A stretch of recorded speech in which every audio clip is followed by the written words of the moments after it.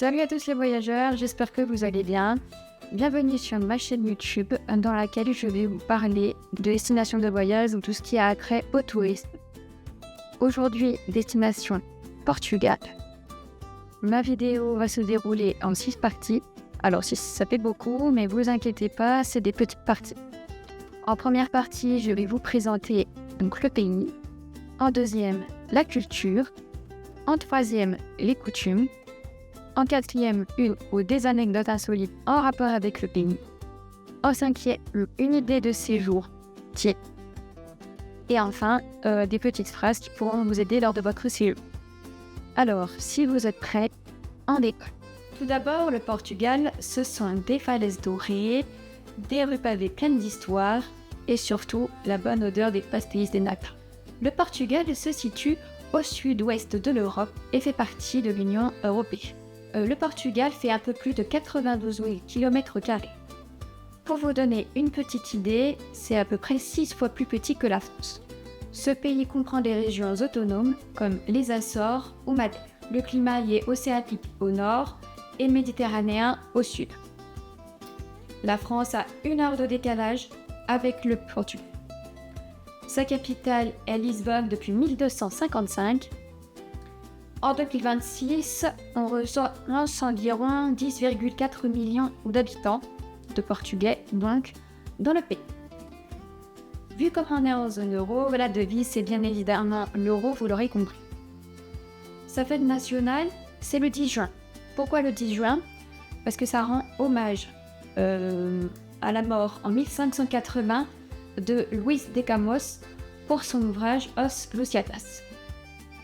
Le pays possède plusieurs villes, comme Lisbonne, qui est le principal pôle économique avec son port maritime et son aéroport principal. Ensuite, c'est également la ville la plus riche du pays, dont le PIB est supérieur à celui de la moyenne européenne.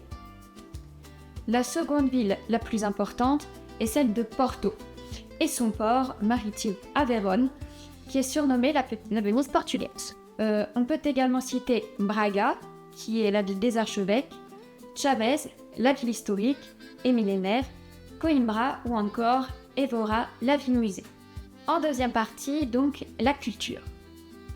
Le fado, c'est un genre de musique emblématique du folklore du Portugal. Sa figure emblématique, c'est Amália Rodrigues. Ensuite, nous avons la cuisine, du pays qui est riche et variée.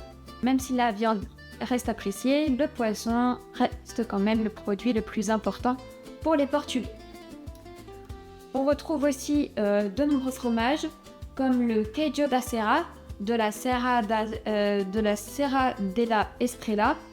En accent, je ne suis pas portugaise. Parmi les spécialités donc à base de poisson, on retrouve la caldareira qui est une soupe de poisson ou encore des equinoidas, autrement appelés les oursas. En plat à base de viande, nous avons la feijoada, haricots et viande de porc, ou encore la corne des porcs. Ce sont des morceaux de viande avec du paprika et des pommes de terre. Les soupes sont également très présentes, comme le caldo verde, qui est une soupe de choux, ou encore la sopa de pedra.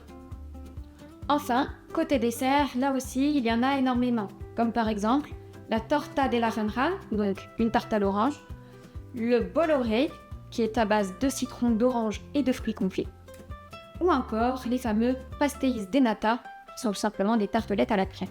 Troisième partie, les coutumes. Tout d'abord, l'artisanat est un savoir-faire local indéniable du Portugal, notamment le liège dont c'est le premier pays producteur mondial. La céramique, qui est plus connue sous le nom d'azulejos, ce sont des carreaux de faïence décorés, ornant par exemple des façades d'églises ou des stations de train comme celle de São Bento à Porto. Enfin, les tapis d'Arraiolos sont brodés à la main et doivent leur nom à la ville d'où ils sont originaires. C'est un savoir-faire qui est transmis de génération en génération et on le reconnaît donc à leur couleur et à leurs motifs géométriques variés. Le Portugal est également connu pour ses danses folkloriques, notamment la vira, la chula ou encore le farandango, qui est souvent accompagné d'une guitare portugaise, d'un accordéon ou d'un tango. Les chants traditionnels racontent souvent des histoires de la vie quotidienne ou bien l'amour ou la nature. Les fêtes traditionnelles font également partie du folklore, comme par exemple Queima das Feras ou encore le brûlage de rubans. C'est notamment dans la ville de Coimbra où de nombreux étudiants célèbrent la fin de leur cycle universitaire.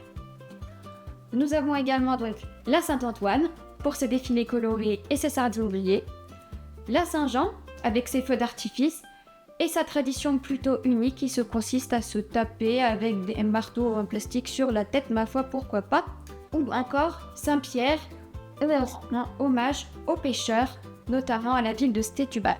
Quatrième partie, la petite anecdote, donc il n'y en a qu'une. Pendant la Seconde Guerre mondiale, la ville d'Escoville, qui se situe à 20 minutes de Lisbonne, c'était un grand lieu de conspiration et d'espionnage. En effet, de nombreuses têtes couronnées et de célébrités s'y rencontraient à l'époque. On y rencontrait par exemple Ian Fleming, qui est le créateur de James Bond, Leslie Howard, un ancien acteur et réalisateur britannique du côté des Alliés, et de l'autre côté, on avait par exemple Juan Pujol Garcia, alias Gargo pour le MI5, travaillant pour les services secrets allemands et britanniques. Et donc, il faut savoir que lorsque la guerre faisait rage, ils étaient déguisés en diplomates et les agents secrets des deux camps rencontrèrent donc des réfugiés riches et réputés. Partie 5, une petite idée de séjour. Je vais vous proposer un séjour typique d'une semaine sur les choses à visiter au Portugal. Pour les 2 premiers jours, vous pouvez visiter bien évidemment Lisbonne, pour une ambiance colorée et authentique. Vous pourrez visiter le quartier de l'Alfama, qui est un des plus anciens quartiers bordés de cafés et de boutiques qui vendent des créations traditionnelles et artisanales.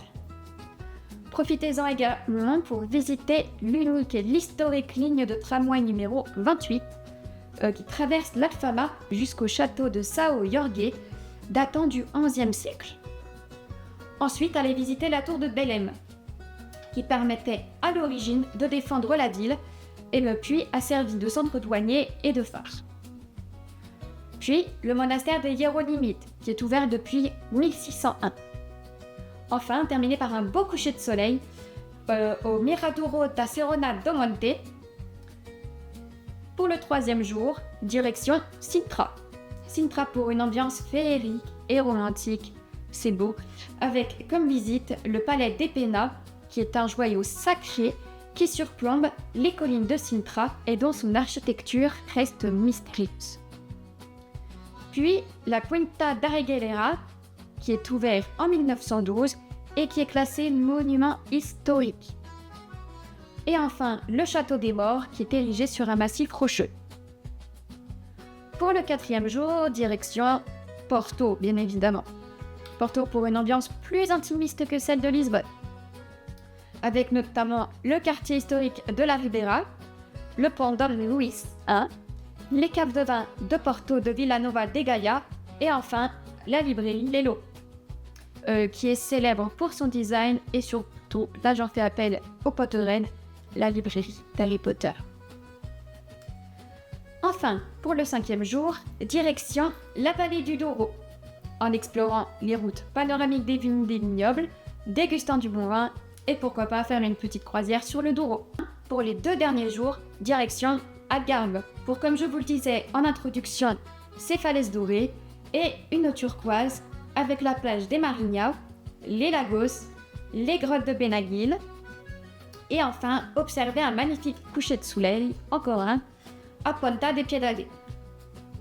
Pour votre séjour, il faut prévoir un budget d'environ 80 à 200 € pour le vol, le logement entre 60 à 120 € la nuit, le train interne entre 20 et 40 € par jour, la nourriture de 20 à 30 €, et enfin, donc toujours par jour bien évidemment, et pour les activités pour tous ces jours entre 50 et 100 €. 6e partie. Pour terminer, je vais vous donner quelques petites phrases importantes qui pourront vous aider lors de votre séjour. Donc déjà, pour dire bonjour, c'est bon dia, bonsoir, boa tarde, au revoir, até breve, merci. Alors merci, attention, c'est obrigado si vous êtes un homme, obrigada si vous êtes une femme. Ensuite, s'il vous plaît, por favor, de rien, de nada, excusez-moi, c'est disculpe. Parlez-vous anglais, fala inglés. La carte ou bien l'addition, s'il vous plaît. Au menu, a conta, por favor.